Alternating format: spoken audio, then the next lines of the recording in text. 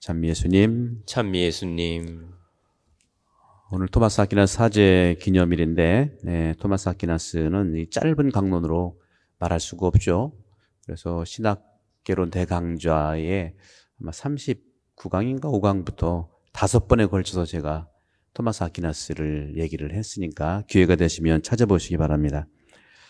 오늘 복음은 씨 뿌리는 사람의 비유의 결론으로 우리는 알아들을 수가 있겠습니다.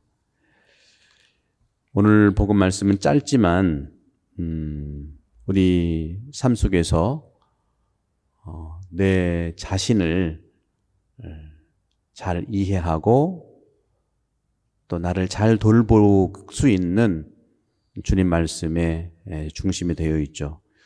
나를 잘 이해한다는 것은 바로 내 영혼을 이해하는 걸 얘기합니다. 여러분들은 나 자신을 얼마나 알고 이해합니까? 판단하라는 게 아니죠.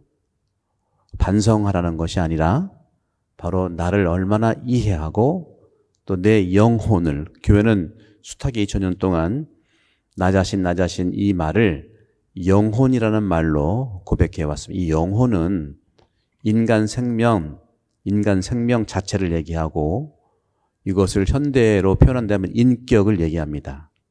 인격이라는 것은 내 안에 움직이고 있는 하느님의 모습, 하느님을 닮게 만든 그 정신, 영혼, 혼, 말로 여러 가지 얘기할 수 있겠지만 하느님의 영이 내 안에서 움직이는 것을 영혼이라고 하죠. 따라서 오늘 복음에서 누가 등불을 가져다가 함지 속이나 침상 밑에 놓겠느냐, 등경 위에 놓지 않느냐, 이렇게 말씀을 하시죠. 이것은 우리가 좀 생소한 말이죠. 여러분 등불, 시골에서 이렇게 등불로 이렇게 생활한 적이 있었죠? 그죠? 전기가 안 들어왔을 때 등불을 이렇게 켜고 지내고, 우리 농경 문화에서는 당연히 등불을 함지 밖이나 또는 그 침상 밑에 두지를 않았지. 침대라는 것도 있지 않았지만, 그래서 우리한테는 생소할 겁니다. 왜 등불을 함지에나 넣어놓고 이렇게 덮어놓고, 우리는 파래가 들지 말라고 밥이나 이렇게 좀 덮어놓지 함지를 그렇게 하진 않잖아요. 근데 이 유목문화에서는 바람이 많이 불기 때문에 빛은 비춰야 되겠고 해서 좀 덮어놓기도 하고 침상 밑에 놓으면 바람이 좀 잦아들기 때문에 그렇습니다.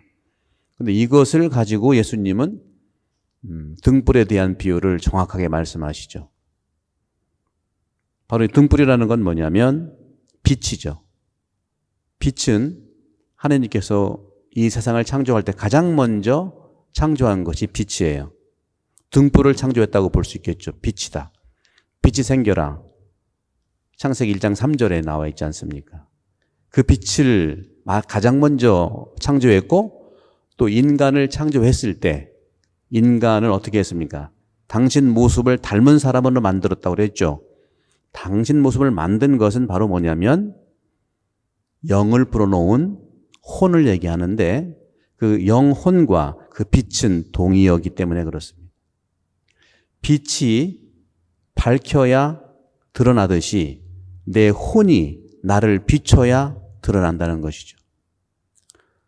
해가 있어야 달빛이 있는 것처럼, 해가 없으면 달빛이 없잖아요. 그죠? 그런 것처럼 근본적인 이 등불의 이 빛은 하나님께서 우리에게 주신 성령 그 자체이시고, 그 빛이 나를 비출 때 내 영혼이 그대로 인지된다는 거예요.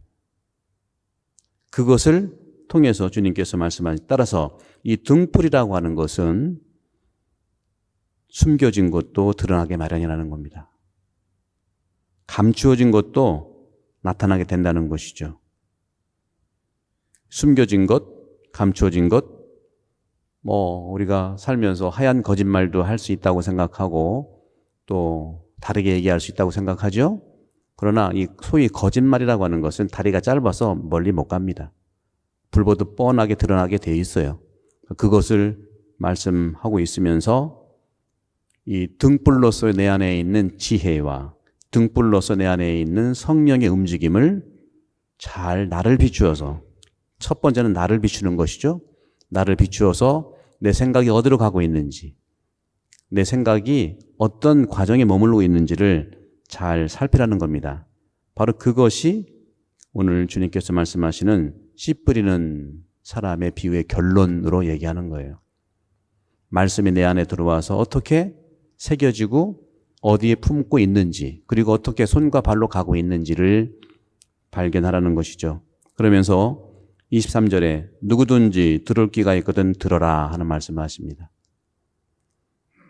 바로 이 듣고 보는 것이 등불의 빛의 작용입니다. 그럼 내 안에서 움직이는 그 빛을 어떻게 우리가 알 수 있느냐? 보는 것과 듣는 걸 통해서 알게 되어 있어요. 따라서 이 보는 시선과 듣는 시선이 굉장히 중요한데, 그래서 주님께서 말씀하십니다. 너희는 새겨들어라. 너희가 되어서 주는 만큼 되어서 받고 거기에 더 보태어 받을 것이다. 이 얘기는 뭐냐면 상대방과의 관계, 이웃과의 관계 안에서 판단하지 말라는 겁니다. 판단을 하면은 판단되어서 더 보태서 자기가 판단받는다는 거예요. 하지만 그 사람에게 빛으로서 비춰주고 그 사람을 이해하게 되면은 더 이해가 플러스 돼서 나한테 온다는 겁니다. 그러니 이것은 예수님 시대 때부터 오늘날까지 우리에게 씨 뿌리는 사람, 특히 말씀을 품고 사는 사람들의 구체적인 실행 방법을 얘기합니다. 너희가 되어서 주는 만큼 사랑을 되어서 주면 사랑이 되어서 더 보태어 받을 것이고, 판단하게 되면 더 플러스 판단해서 나한테 돌아올 것이고, 그런 것이 우리나라 말에 이런 말이 있죠. 가는 말이 고와야 오는 말도 곱다. 바로 이런 말이죠. 그러고 보면 우리 그리스도교의 이런 가치가 우리 한반도의 토박이 말에 다 가득 담겨 있다고 저는 봐요. 그래서 선교사 없이 우리 백성이, 학자들이 먼저 시작했지만 스스로 받아들인 거예요. 똑같은 거니까. 실제로 그런 것들이 굉장히 많습니다. 미국에서 개신교 선교사가 한국에 와서 보니까 한국에는 마을 입구에 장승이 서져 있어요. 장승이 세워 있잖아요. 장승. 장승이 되게 세 개 있다고. 천하대장군, 지하여장군 쭉 써 있는. 그 앞에 우리는 옛날에는 흰 옷을 입고 살았잖아요. 그렇죠? 그래서 마을 입구에서 장승은 기도하는 곳이에요. 외출할 때 기도하고 들어올 때 기도하는 장소가 문화적으로 있는 건데, 거기서 3, 4, 5 사람들이 흰 옷을 입었으니까 흰 옷 입고 기도하는 걸 보고 미국에서 온 선교사가, 야, 조선이라는 나라는 성경을 아예 실천하고 있구나. 그게 뭐예요? 현성령이죠. 거룩한 변모. 예수님 중간 양쪽에 모세, 엘리야 있고 흰 옷 입고 3명의 제자들이 있잖아요. 그 광경을 보는 거예요. 가는 말이 고와야 오는 말이 곱다는 말로 너희가 되어서 주는 만큼 받고 거기에 더 보태어 받는다. 그러면서 정녕 가진 자는 더 받고 가진 것 없는 자는 가진 것마저 빼앗길 것이다. 이것은 여러 가지로 볼 수 있겠지만 사랑 실천에 대한 겁니다. 우리는 많은 경우에 가만히 있으면 중간간다는 말이 있어요. 그죠?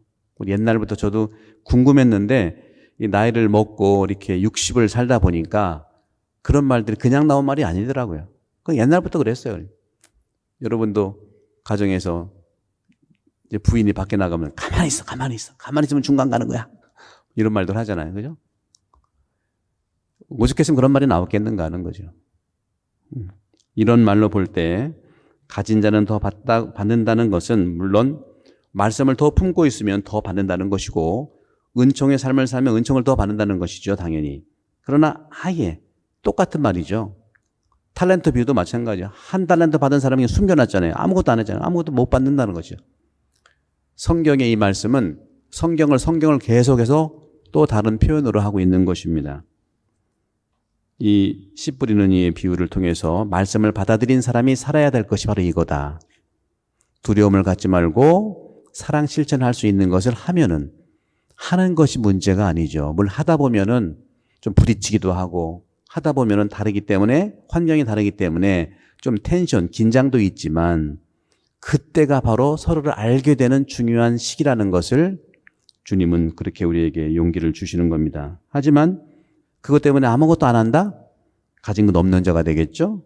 그러면 있는 것마저 뺏긴다는 거죠. 사랑마저도 없어지게 돼 있는 거죠.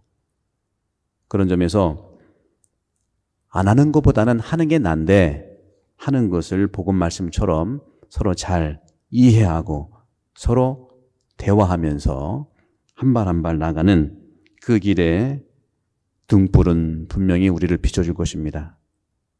하느님의 이 등불이 우리 안에 있는 작은 등불인 지혜를 통해서 함께 한 발 한 발 갈 수 있는 이 코로나 이 시기가 더욱더 내 안에 있는 등불을 비추고 우리 가정을 비추고 우리 그런 빛이 세상을 비출 수 있는 은총이라고 생각합니다.